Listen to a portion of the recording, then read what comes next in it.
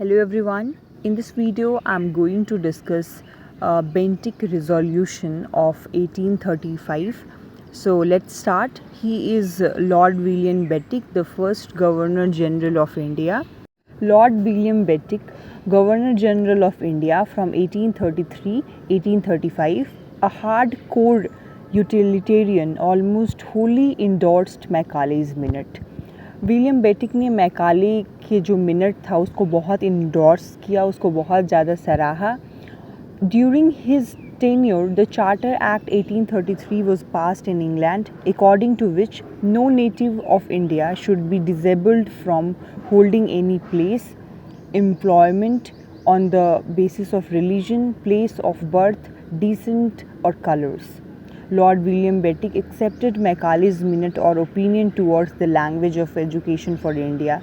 उन्होंने जो मैकाले का ओपिनियन था उसको एक्सेप्ट किया, जो एजुकेशन के लिए मैकाले ने जो तैयार किया था अपना framework.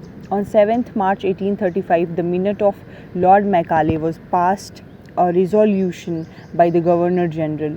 The order or resolution of Bentinck were जो भी मैकाले का जो मिनट था उसको रिज़ॉल्व करते हुए लॉर्ड विलियम बेंटिक ने उसको पास कर दिया.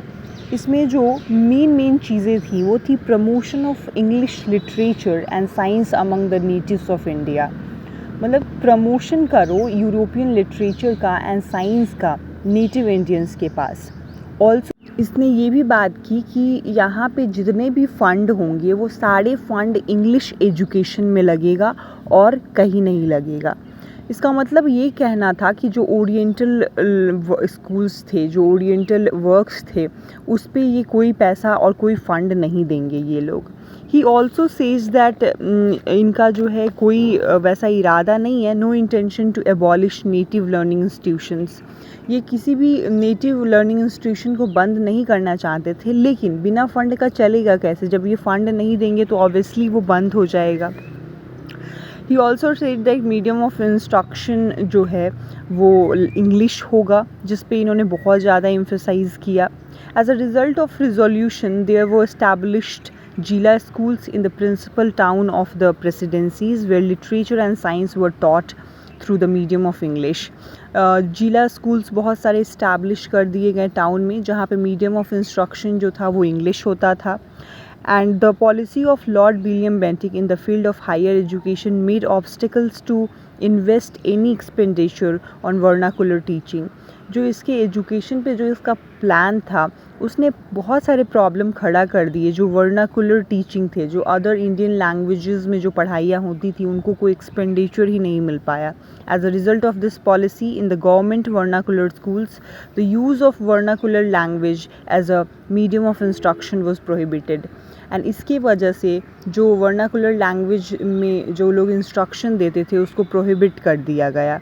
सो ये था पूरा Lord William Bentinck resolution of 1835, जो बहुत ही ज़्यादा बेकार था, जिसमें इन्होंने ना ही मास एजुकेशन की बात की, ना ही वर्नाकुलर की बात की, ना ही वुमेन एजुकेशन की बात की. तो ये फालतू ही था ये वाला रिजोल्यूशन जो था. यहाँ पे मैकॉले ने एक बात कही थी कि we must at present do our best to form a class of persons Indians in blood and color and English in taste, opinion, in morals and in intellectual. Macaulay ने कहा था कि हमें एक ऐसा क्लास को बनाना चाहिए अपना पूरा एफर्ट लगा के, जो भले ही ब्लड में इंडियन हो लेकिन टेस्ट और कलर, जो उनका कलर और ब्लड में वो इंडियन हो लेकिन उनका टेस्ट, उनका ओपिनियन, उनका मोरल, उनका इंटेलेक्ट जो है वो उनका नहीं हो, वो ब्रिटिशर्स जैसा हो. So it was the statement said bye Macaulay.